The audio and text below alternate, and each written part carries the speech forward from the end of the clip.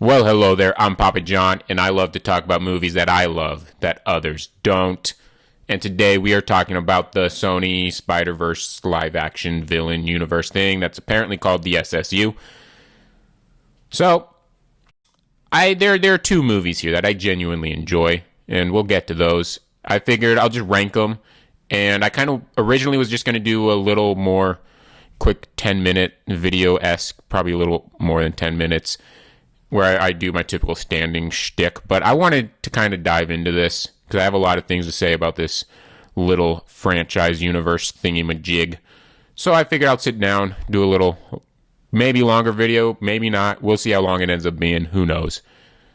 So if you can suffer through my monotonous, monotone voice, then you're a real one, because we are going to rank these, and so let's get them ranked. You're showing off. Maybe a little. First in last place. In last place, we have Madam Web. I think this is a picture-perfect example as to like what's wrong with these movies, for most of them at least. And this just has the worst examples of the worst things about these. Primarily, especially like the ADR. It's the most noticeable in this movie, and it's bad. It's like bafflingly bad at times. And just the screenplay in general, it's not very good. The story, not good. There's something there they could have done if it was more Terminator hunting down Peter's mother or something. But that's not what they went with. And the thing they did go with, it sucked. The performances, a lot of them just felt so phoned in. And I think the worst part is, the thing that pissed me off the most, apart from the ADR shit, and the villain not having any motivation at all. Like, why is he doing this? We don't know. He's just a bad man. Anyway, Madam Web's powers never get explained in this movie. Yeah, she can see the future a few minutes or a few seconds before it happens. But how does that make her multiply into separate forms like she does kind of in that third act? Like, and there's like a bunch of stuff that apparently she can do, but nothing gets explained. Like, what is the supernatural science behind all of this? Or the natural science behind all, like, how do her powers work? It doesn't matter, because the movie's not good enough to care. The movie's not good enough to make you care. Because while that might be the worst thing for me personally, it wouldn't have solved this movie. It's still going to be a bad movie. So I just think it's the best example as to why these movies don't work. For the most part, there, as I said, there are a couple that I genuinely enjoy and have fun with. However, here's a caveat here, and a TED Talk from Papa John. And I'm not attacking anyone specifically, because a lot of this just has to do with what you've seen. If people that say this is one of the worst comic book movies of all time, I 100% disagree with that statement. If you're saying it's one of the worst comic book movies you've ever seen, all right, that's fine. But saying it's one of the worst comic book movies of all time, in my humble opinion, is a different statement. Because if you're saying that, then I have a shit list for you to check out. You know, like, you compare this to Superman 3, a Superman 4, a Batman Forever, a Batman and Robin. You compare it to a Steel, Catwoman, Elektra, like Fan Four Stick, Ghost Rider, Spirit of Vengeance. There's so many. There's quite a few out there. The Return of Swamp Thing. Like, there's a decent amount out there that is worse than this, in my opinion. And yeah, it's opinion based. That does not make Madam Web a good movie. Let me make that clear. That does not make it a good movie. But it is not one of the worst comic book movies of all time. It's in probably the worst cinematic universe based off of a comic book or comic book cinematic universe of all time. But that's also, like, not something where you have hundreds of cinematic universes out there. So, yeah. That's a little TED Talk there. Let's move on. And actually, you can apply that to any movie on this list. But anyway, we're going to move on to number 5, which might be controversial opinion, actually.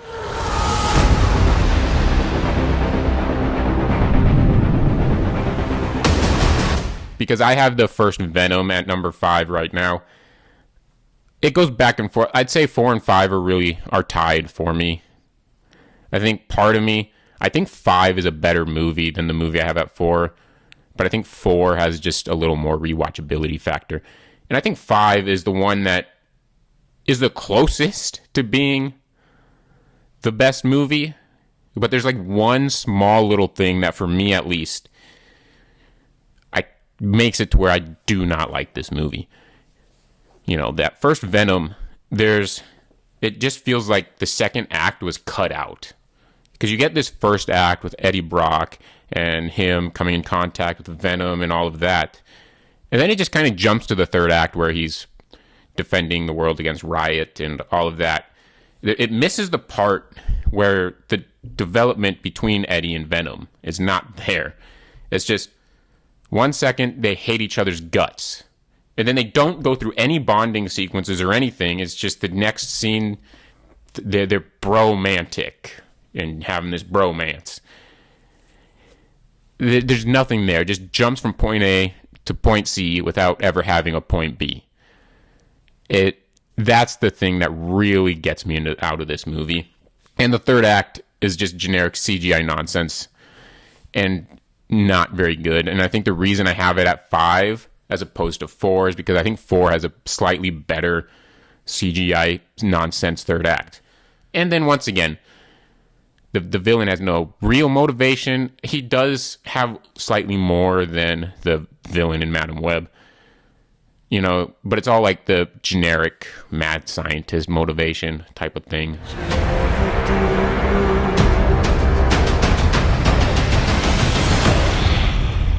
And at number 4, we have Venom, Let There Be Carnage. And like I said, for me, it's kind of tied with the first Venom. I think it has different mistakes for the most part. I don't think it necessarily has the development mistakes like the first one has. I think you do get enough decent development. But I think a lot of the acting and dialogue is worse than the first one. So while it makes up for one thing, it lacks in another. And you still get CGI nonsense in the third act, which CGI nonsense, CGI can work. It just has to not be CGI nonsense, right? And here, I think it's a little bit better than the third act in the first Venom. This used to be below the first Venom. It was just this most recent rewatch that I kind of felt like, maybe it's better. Slightly, just barely I don't know. They're basically tied for me. I don't care for any of them. I don't like to rewatch any of them. I was really looking forward to Venom, Let There Be Carnage, which I can't say for The Last Dance, which we'll get to, because I like the idea of Carnage. I'm a huge Woody Harrelson fan. Cheers to that. But I don't think they give him a good character here. I think they give him a good backstory, but like the execution, the direction of the character, it's just not good. The dialogue's not good. I feel like I'm a spinning record here. God damn it. And I don't like the love interest for Carnage at all. I really don't want to continue talking about these, but I do think there is a slight charm-ish once you get to the very end. It does feel a little Joel Schumacher Batman-esque in a nostalgic way. Not necessarily in a bad way. Like, still bad, because it does kind of make it feel dated. But at the same time, it kind of gets a nostalgia charm to it as well, which is something most people disagree with me on some of these movies up here in the front half of this ranking. That being said, I think I've said enough about Let There Be Carnage. When the man comes around. And next, at number 3, we have Kraven the Hunter. I'll be honest, I really don't know whether... Part of me wants to kind of give this a reluctant thumbs up. Everyone else is giving it a thumbs down, and I agree with most of their criticisms, but there's something about this movie that I understand the criticisms, but I still think there's something there. But like I said, it's not good. The dialogue is bad. I am a hunter. First of all, the I am a hunter thing, that didn't bother me as much as it bothered other people. The thing that bothered me was Russell fucking Crowe's dialogue. I hated it every time he had dialogue. The delivery was good because it's Russell Crowe, But it was the worst part of the movie was his dialogue. Because it's Russell Crowe, it ended up the character ended up not being the worst part of the movie because it's Russell Crowe, so he was able to take the dialogue, which is the worst part of the movie, and make it not the worst part of the movie. I hope that made sense, because it made sense in my head. But his dialogue is the worst. You can't be afraid. You have to be strong. Fear makes you weak. Every goddamn sentence.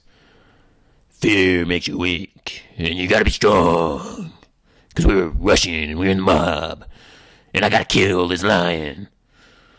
I killed him for you. I wish he were dead, not the lion. Oh, God. Okay. God damn it, I'm over here shitting on the movie while defending it at the same time. It's one of those movies. When I watch it, I feel like it's not that bad. But then when I actually go to criticize it, I'm like, oh, this is bad. Like I said, I don't know how I feel about this movie. I know I would rather rewatch it over the first two Venom movies. And because of that, I ranked it higher. Honestly, it's probably at this point tied with those. But I think just as a character, and I think the action sequences, I just prefer this and would rather rewatch it. I was literally the only person in the theater, so I didn't have the whole rowdy crowd that I've seen some people say. If you go with the right rowdy crowd who just are going there to watch this fun movie, then, you'll enjoy your time. I didn't have that. I was literally the only person in the theater when I watched this. And so I didn't get that, but I still got enjoyment out of it. And I didn't necessarily feel like I was having enjoyment for it being so bad it's good. It just felt like I was legitimately liking the movie. But it also just has undeniable flaws that I'm not going to sit here and defend. I'll give it a thumbs up for one reason, pretty much, and one reason only, that I'm going to expand a little bit more on after I finish my ranking. But there's a nostalgia charm, an unintentional nostalgia charm to this film for me that I'll get to a little later, but that goes back to like the films I watched, the comic book movies I watched when I was in elementary school. And so, yeah. And the comic book movie films that made me a comic book movie fan. So, let's move on. So these next two films, I legitimately give thumbs up. I legitimately enjoy them. One of them, initially, I just thought it was good and better than everyone says. And I still kind of think that. But I think everyone else hating it so much makes me love it, not just like it. And it's also something that I'll get into when I talk about my number one movie. It's something that I'm going to have to take a statement back I said at the end of my video last week.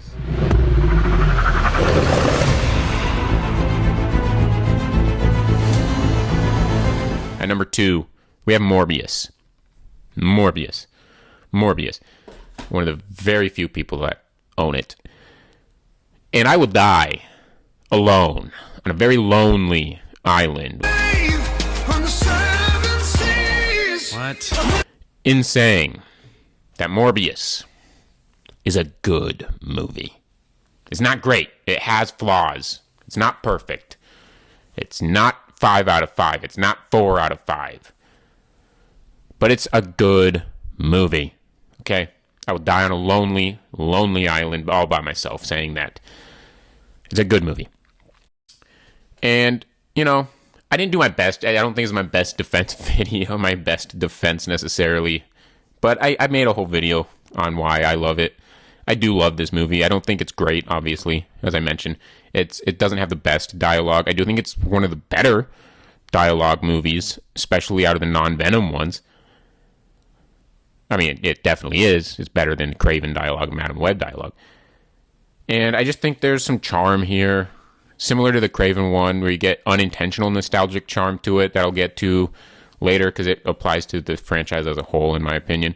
And so I genuinely enjoy this film. I like the whole plot with him trying to save his cure and, like, in him arguing that he has to speed up evolution, speed it up. And then when he actually does do it, it backfires on him. And so he has to retract that argument. But the other person, the Milo, ends up using that exact same argument against him as to why they should embrace the power that they have been given and embrace this new their new evolved selves. I love that whole dynamic. There were issues, yes, on the technical, especially on the technical side of things with CGI, some ADR, and the dialogue's not always the best. But I still think it's a good movie. Yes, if you compare it to your Endgames, your Matt Reeves' The Batman, your Dark Knights, your 2019 Jokers, if you compare it to those of the world, it doesn't look good. But that doesn't make it a bad movie. It just means those movies are great.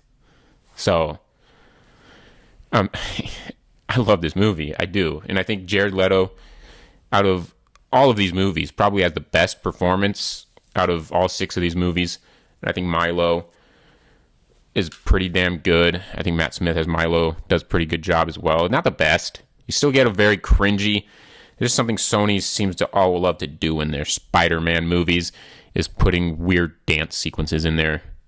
You got it. It's, Spider-Man 3, notoriously, with Peter Parker. You'll have it in Morbius. And you do get it again in the next movie I'm going to talk about. But yeah. I'll Die on a Lonely Island. Morbius is a good movie. And it comes in at number 2 here. It's probably the first one I would give a legitimate thumbs up to. Kraven, maybe reluctantly. But the more I think about it, the more I probably won't.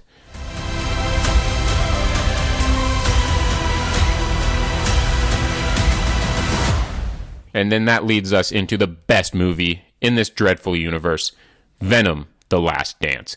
I think this is legitimately a just good movie. I think it's by far the best in the entire universe, which is what I'm talking about when I say I have to retract a statement I said in my Morbius defense video last weekend when I said I don't like any of the Venom movies. I was not planning on seeing The Last Dance in theaters. I was just waiting for the home video release because I didn't care enough. I did not like the first 2, as we talked about earlier. And I had no interest in this. I really didn't care about watching any of the trailers or anything. I was just going to wait for its home release. But I wanted to do this video. And on top of that, weirdly enough, I was looking forward to Kraven. Because while I wasn't a fan of Venom, I had this weird idea, because I did like the Venom trailers. I mean, not Venom, sorry, Kraven trailers. So I had this weird, so in my back of my head, I'm like, one of these movies has to be good. But it's probably not going to be one of the existing IPs, except for Morbius, necessarily. And so I just wasn't interested in the Venom. But I thought Kraven would be, and I want to do this video, so I figured I'm going to have to go see Venom The Last Dance, so I did. And I was pleasantly surprised. I genuinely like this movie. I think it's obviously not one of the best movies of the year. It's not the best comic book movie of the year. But I do think it's up there. It's not going to compete in the top 3 comic book movies of the year, but it's probably in the top 5, but it also hasn't been that great a year for comic book movies. But that being said, I genuinely think this is a good movie, even more so than Morbius. I think Venom: The Last Dance is legitimately a good movie. I think there is a segment in this movie, like a area of time when they get to Vegas, that I was kind of feeling like, oh god, this is going to go downhill now. And that's when you get sort of that cringy dance sequence that Sony loves to put in Spider movies. Don't know why. But it does catch itself back up in the third act when they're at Area 55. And I genuinely like that. And another thing that originally, when I was watching it, I was getting a little worried about was the hippie family. I thought when they first showed up, I was like, oh god, what is this? And then it just kind of seemed to be a throwaway scene, but then they showed up again. I'm like, oh god, what are we doing here? It ended up being very wholesome, I thought, and I genuinely enjoyed their inclusion and how they help project Eddie Brock's development and everything. I thought this movie was a legitimately just good, genuine surprise, and I think it's by far the best in the franchise. It's not a 5 out of 5 film. It has its issues, it's still a Sony Spider-Man live-action universe film without Spider-Man in the universe. It's still one of those films, so it has its faults, but I think by far, for as much as I will argue that Morbius is a good movie, and I'll probably defend Morbius more than The Last Dance, I still think The Last Dance is the best in the universe. Again, in my opinion, and I know there's probably going to be people in the comments, people watching that completely disagree with this, but in my opinion, I think it's undeniably the best in the universe. And now let's get into some other stuff. The main reason I wanted to sit down for this video, because I got some shit to say. And that is, I appreciate this universe. I know it's coming to an end, supposedly, and hopefully. Like, I don't want it to necessarily continue.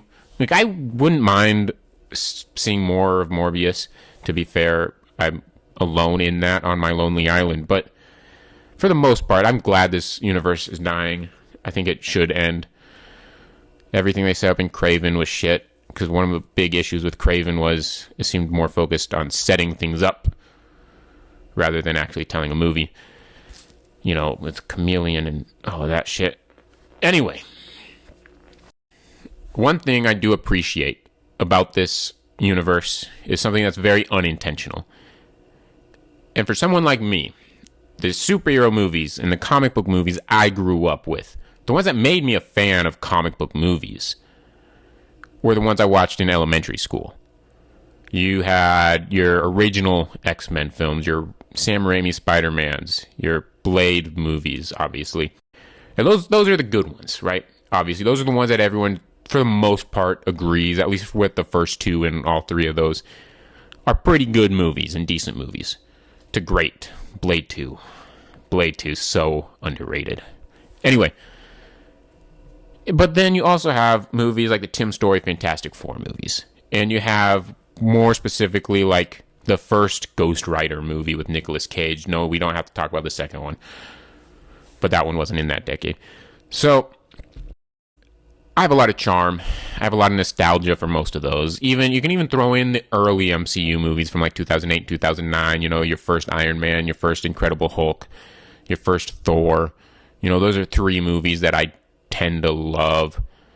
You know, especially Thor and the Incredible Hulk I love a lot more than most people.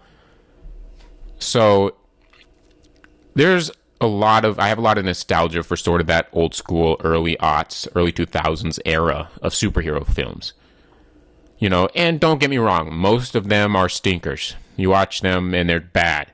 Catwoman, Daredevil, Elektra, X-Men Origins Wolverine. The list goes on. But there's a charm that I have to that kind of aesthetic, if you will. And I think this universe, unintentionally, with the exception of maybe Venom the Last Dance and some of the Venom movies, maybe not so much the Venom movies, I guess, is what I'm saying. But when it comes to like Morbius and Kraven, especially to a lesser extent Madam Web, they have that charm to them that kind of remind me of like superhero movies I grew up watching. It doesn't necessarily make them better movies. I still think Kraven has so many issues. But it makes me appreciate them more, and it makes them more rewatchable for me personally. That is something that is me. It makes them rewatchable for me. It doesn't make it a good movie necessarily, but it makes me appreciate them a little bit more than most people will. And I also, in concept, appreciate the idea of this universe. In execution, it was dog shit for the most part. But I appreciate the concept and idea. And this is my pitch to Sony. I have two pitches for Sony. Two pitches here. We got 99 problems and only two of them are pitches. So, I probably shouldn't make a Jay-Z joke in this current pop culture. But, okay. First, you do the same thing that the Universal did with the Universal Monster Universe. You scrap it. Just like they did it after one movie. You had that shitty Tom Cruise mummy movie, then they scrapped it. And you know what they did? They went to the they took it to Blumhouse, they went to the drawing board, they hired great director to just make a great movie with the IP. And that's what they did. With The Invisible Man, we're getting The Wolfman soon. The Invisible Man was my favorite movie of 2020, I believe. I'd have to double check, but I'm pretty sure it was my favorite movie of 2020. And I'm pretty sure the Wolfman's going to be great. It's with Lee Wanell. Why wouldn't it be? So I think that's one concept, because I think if you give Kraven, like even a very similar storyline, you'd have to take out, like, it suffers from the too many villains problems that you get with like Spider-Man 3, The Amazing Spider-Man 2. So it suffers from that problem, I think. But I think you take it out, you do like maybe the whole a revenge plot with the Foreigner, that's the guy's name, and how like his hitman was killed, his hitman mentor was killed by Kraven the Hunter, and you can do something there to tell a compelling story and go into the Foreigner's background, and then Kraven's father using that Foreigner's hatred towards Kraven against Kraven, and then you can still get sort of that twist reveal with the father thing at the end. I think there's a compelling story there that you can tell. If it doesn't need to have a $200 million budget that a lot of superhero blockbusters get. You can just tell a nice grounded story with a great director and some great actors, and let that be it. A nice grounded, action-packed movie with some good development and everything. And I think if they just go that route, you know, give Morbius a director that just loves vampire movies, and you can do something there, rather than doing the whole generic cinematic universe superhero movie route. I think that would be a great way if they still want to do this. I don't think that's what they're going to do. I think that would still be a risk to take financially, but I do think that's a compelling way to do this if they would just want to do that approach. But the other approach I think they should probably do. This is the one I think they should do. The other one is the one in the back of my head I want to see happen. But I don't think it necessarily would be that successful, but I want to see them try it, at least in concept.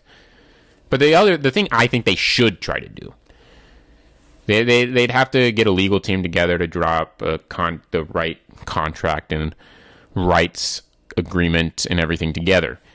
But I think Sony needs to do, what they need to do is they need to sell live action rights for Spider-Man back to Disney and Marvel. It's a little complicated. It's very complicated and legally easy. But there's a way to do it. So sell the live action rights. That way you can still continue your amazing Into the Spider-Verse stuff with Miles Morales and Miguel O'Hara and all of that. That stuff is gold. Some of the greatest superhero stuff of all time. You know. So I don't want them to see them sell those rights because they are doing gold stuff with them. They're just not doing it in live action. And then a nice little plug. If you check out my Instagram. If you check out my TikTok account, I am doing 25 slashing movies of Christmas.